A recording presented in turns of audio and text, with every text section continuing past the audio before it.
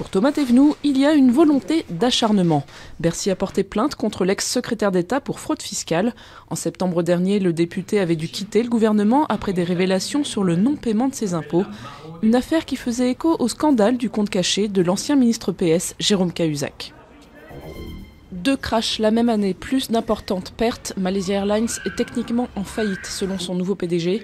Conséquence, 6000 emplois vont être supprimés. La disparition du vol MH370 en mars 2014 n'est toujours pas élucidée. La même année, en juillet, un autre appareil de la compagnie malaisienne était abattu au-dessus de l'Ukraine. Le calme est revenu lundi à Bujumbura, la capitale du Burundi. Au lendemain d'un sommet régional sur la crise, la journée marque une trêve dans les manifestations contre le président Nkurunziza. Les chefs d'État d'Afrique de l'Est ont appelé un report des législatives censées se dérouler ce vendredi, 3 semaines avant la présidentielle. La question du 3e mandat du président burundais, à l'origine des troubles, n'a en revanche pas été évoquée.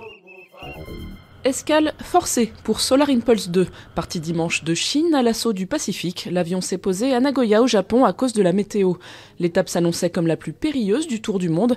Jamais l'appareil n'avait volé au-dessus d'un océan, ni n'était resté en l'air plus de 24 heures. Cupidon en serait tout retourné. La mairie de Paris décroche les cadenas d'amour du Pont des Arts. Fini donc les centaines de milliers de verrous et les clés jetées dans la Seine. 45 tonnes de laiton, c'en était trop pour la passerelle. Une partie des grilles s'était même écroulée il y a un an.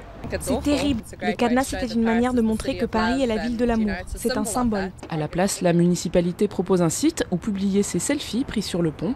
Technologique, mais beaucoup moins romantique.